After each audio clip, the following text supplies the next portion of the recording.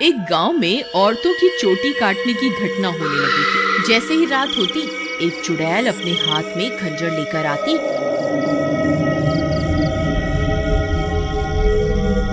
और जो भी औरत उसे सोती हुई मिलती, वह चुड़ैल उसकी चोटी काट कर वहां से चली जाती। किसी को ये समझ नहीं आ रहा था कि ऐसा क्यों हो रहा है। फिर एक दिन, अरे भगवान, अपने बालों को छुपा कर रखो। पूरे गांव में चोटी काटने की घटना बढ़ती ही जा रही है। कहीं उस चुड़ैल की नजर तुम्हारे लंबे बालों पे चली गई तो वो तुम्हारी चोटी काट कर ले जाएगी। अजी, आपको घबराने की कोई जरूरत नहीं है। किसी चुड़ैल की इतनी हिम्मत कहाँ कि वो मेरी चोटी को हाथ भी लगा सके। अच्छा, ये बात है। जैसी तुम्हारी मर्जी। मेरा काम था तुम्हें होशियार करना। अगर चोटी कट गई तो फिर मेरे पास रोते हुए मत आना। इतना बोलकर भीमा वहां से चला जाता है। फिर रात होने पर वह चोटी काटने वाली चुड़ैल फिर से गांव में आती है। वह अपने शिकार को इधर उधर ढूंढ रही होती है। तभी उसे एक घर की खिड़की से एक औरत सोती हुई दिखाई देती है। वह चुड़ैल उस घर में घुस जाती है और उस औरत की चोटी काट लेती है। जैसे ही औरत की चोटी कटती है, उसकी नींद खुल जाती है। हे भगवान, ये चुड़ैल अंदर कैसे आ गई? हाय, मेरी चोटी कहाँ गई? अरे मर गई रे, इसने तो मेरी चोटी काट ली। तभी वह चुड़ैल उसकी चोटी को लेकर वहां से उड़ जाती है। तभी वह औरत उसका पीछा करती है, लेकिन वह चुड़ैल अंधेरे में कहीं गायब हो जाती है। तभी उसका पति भी उसके पीछे पीछे वहां आ जाता है। क्या हुआ मीना, तुम अचानक इतनी रात को यहाँ क्यों भाग कर आ गई? देखिए ना, इस चुड़ैल ने मेरी चोटी ही काट दी और न जाने अंधेरे में कहाँ गायब हो गई है। हे भगवान, ये क्या हो गया? तुम तो ठीक हो ना? उसने तुम्हें तो कोई नुकसान नहीं पहुंचाया ना? फिर वे दोनों उदास मन से वापस अपने घर आ जाते हैं।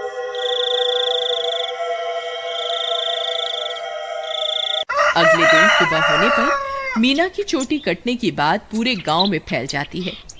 सब लोग उस चुड़ैल के बारे में बातें कर रहे होते हैं। फिर भीमा को अपनी पत्नी की फिक्र होती है, तो वह अपने घर की ओर चल देता है। घर पहुंचकर वह अपनी पत्नी के कमरे में जाता है तो देखता है कि उसकी पत्नी अपने बालों को संवार रही होती है। अरे सुमन, तुम्हें पता चला? कल रात को मेरे दोस्त मोहन की पत्नी की चोटी उस चुड़ैल ने काट ली। मुझे तो तुम्हारे लिए बहुत डर लग रहा है, कहीं वो चुड़ैल यहाँ ना आ जाए। अजी, हमें घबराने की कोई जरूरत नहीं। आप डरिए मत, मुझे कुछ नहीं होगा। सुमन, तुम्हारे बाल तो दिन ब दिन लंबे ही होते जा रहे हैं। पहले तो ये इतनी तेजी से नहीं बढ़ रहे थे, ये अचानक से इन्हें क्या हो गया? अजी, मैं अब अपने बालों की कुछ ज्यादा ही देखभाल कर रही हूँ ना, इसलिए। ठीक है, ठीक है, तुम अपना ख्याल रखा करो। मैं अपने दोस्त मोहन से मिलकर आता हूँ।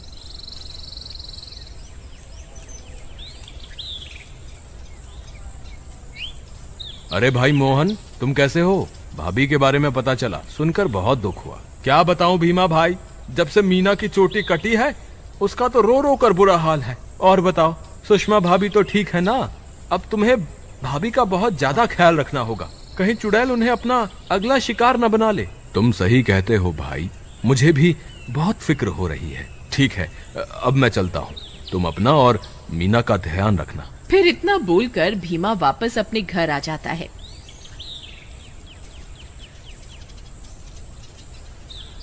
रात होने पर भीमा सो रहा होता है।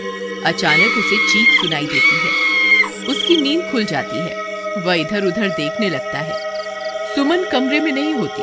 वह बहुत डर जाता है। सुमन, कहाँ हो तुम? सुमन, कहाँ हो तुम? अरे मैं तो लुट गई, बर्बाद हो गई। ये चुड़ैल तो मेरी चोटी काट कर ले गई। हाय, मैं तो लुट गई। अरे, ये किसकी आवाज है? लगता है चुड़ैल ने फिर से किसी औरत पर हमला कर दिया है। मुझे बाहर जाकर देखना होगा। फिर वह भागकर बाहर जाता है और देखता है कि बाहर कुछ गांव वाले खड़े होते हैं। वह उनके पास जाता है। क्या हुआ भाई? ये चीख पुकार कैसी थी? क्या हुआ? सब ठीक तो है ना? नहीं भाई, अभी अभी चुड़ैल इस बेचारी की चोटी काटकर अंधेरे में गायब हो गई। हे भगवान, सुमन तुम कहाँ हो? मुझे वापस घर जाना चाहिए। फिर वह वापस अपने घर की ओर दौड़ पड़ता है। जब वो घर पहुंचता है तो देखता है कि सुमन अपने बालों को सहला रही होती है। वह उसे देखकर हैरान हो जाता है। सुमन, तुम कहाँ चली गई थी? तुम्हें पता है अभी चुड़ैल ने फिर से किसी की चोटी काट ली। क्या तुम्हें बिल्कुल भी डर नहीं लग रहा? सुमन उसकी बातों को अनसुना कर देती है और खुशी खुशी अपने बालों को सहलाती रहती है। सुमन के बाल अब और भी लंबे हो चुके होते हैं। ये क्या सुमन, तुम्हारे बाल तो एक दिन में ही इतने लंबे हो गए, ये कैसे हो सकता है? भीमा सुमन के बाल देखकर घबरा जाता है। उसे समझ नहीं आता कि आखिर ये सब चल क्या रहा है। फिर अगले दिन सुमन के बालों की लंबाई की चर्चा पूरे गांव में फैल जाती है। सब लोग उसके बालों के बारे में बातें कर रहे होते हैं। अरे भाई, जब जब चुड़ैल किसी की चोटी काटती है तब तब भीमा की पत्नी के बालों की लंबाई बढ़ जाती है। मुझे तो लगता है भीमा की पत्नी ही चोटी काटने वाली चुड़ैल है। भीमा उन सारे गांव वालों की बातें सुन रहा होता है। उसे कुछ समझ नहीं आता कि वह अब क्या करे। फिर वह अपने दोस्त मोहन के पास मदद मांगने जाता है। मोहन भाई, मुझे लगता है सुमन ही चुड़ैल है जो गांव में सबकी चोटी काट रही है। तुम ऐसा क्यों कह रहे हो भाई? भाई, जब जब किसी की चोटी कटती है तब तब सुमन की बालों की लंबाई बढ़ जाती है। और कल जब चुड़ैल का हमला हुआ तब सुमन अपने बिस्तर पर भी नहीं थी, फिर अचानक पता नहीं कहां से आ गई। अगर ऐसा है तो हमें कुछ ना कुछ करना होगा। तुम आज रात को सोने का नाटक करना, फिर जैसे ही भाभी घर से निकले तुम उसका पीछा करना, तब दूध का दूध और पानी का पानी हो जाएगा। मोहन भाई, तुम भी मेरे साथ मेरे घर चलो, तुम वहीं छुप जाना, फिर हम इसे रंगे हाथों पकड़ेंगे। ठीक है, चलो फिर।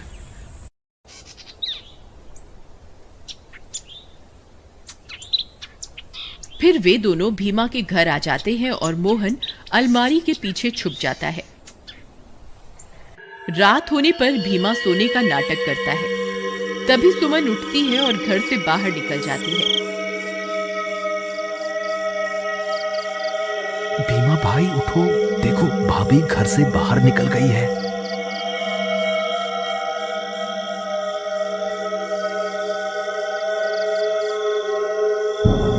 सुमन थोड़ी दूर जाते ही चुड़ैल में बदल जाती है और अपने शिकार की तलाश करने लगती है।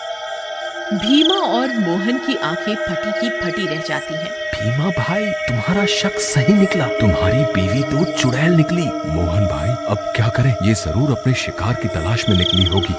अगर हमने इसे नहीं रोका तो आज ये फिर से किसी की चोटी काट लेगी। लेकिन भीमा भाई, भाभी सबकी चोटियां क्यों काट रही है? मुझे क्या पता भाई, जब तू अपनी भाभी से मिलेगा तो पूछ लियो। चलो इसका पीछा करते हैं। थोड़ी दूर उसका पीछा करने पर चुड़ैल एक जगह पर रुक जाती है। फिर वह इधर उधर अपने शिकार की तलाश करने लगती है। तभी चुड़ैल की नजर एक घर पर पड़ती है और वह उस घर में घुस जाती है। वहां उसे एक औरत सोती हुई दिखाई देती है। भीमा भाई, भाभी तो एक घर में घुस गई, अब क्या करें? अरे बेवकूफ, ये भाभी भाभी क्या लगा रखा है? इस वक्त वो तेरी भाभी नहीं है, वो एक चुड़ैल है। चलो हम भी इसके पीछे चलते हैं। अरे वाह, इसके बाल तो बहुत लंबे हैं, आज इसे ही अपना शिकार बनाऊंगी। तभी भीमा और मोहन वहां पहुंच जाते हैं। रुक जाओ भाभी, मैं आपको ऐसा नहीं करने दूंगा। ए चुड़ैल, वहीं के वहीं रुक जा, नहीं तो तुझे जान से मार देंगे। देखो सुमन, तुम ये ठीक नहीं कर रही हो, तुम्हें अभी के अभी ये सब रोकना होगा। ए मूर्ख इंसान, मैं कोई तेरी सुमन नहीं हूँ, मैं एक चुड़ैल हूँ। बस मुझे थोड़े और बालों की जरूरत है, फिर मैं महाशक्तिशाली बन जाऊंगी। फिर हर तरफ सिर्फ मेरा ही राज होगा। भीमा भाई, तुम इसे बातों में उलझाओ, मैं पीछे से जाकर इसकी चोटी काट दूंगा। फिर भीमा चुड़ैल को अपनी बातों में उलझाता है। तभी मोहन चुपके से चुड़ैल के पीछे पहुंच जाता है और उसकी चोटी काट देता है। अरे मर गई रे, ये तूने क्या कर दिया? मेरे सारे कराए पर पानी फेर दिया। चोटी कटते ही चुड़ैल की सारी शक्तियां खत्म हो जाती हैं और सुमन चुड़ैल के चंगुल से आजाद हो जाती है। अरे भाभी, आप वापस आ गई? मोहन भैया, आपका बहुत बहुत धन्यवाद। आपकी वजह से मुझे इस चुड़ैल से मुक्ति मिल गई। भीमा भी अपनी पत्नी को वापस पाकर खुश हो जाता है और वे दोनों फिर से एक साथ रहने लगते हैं। इस तरह गांव वालों को चोटी काटने वाली चुड़ैल से छुटकारा मिल जाता है और सब गांव वाले हंसी खुशी रहने लगते हैं। यदि आपको हमारी वीडियो पसंद आई है तो सब्सक्राइब करके बेल आइकॉन को ऑन कर दीजिए ताकि हमारी वीडियो आपके पास पहले पहुंच सके।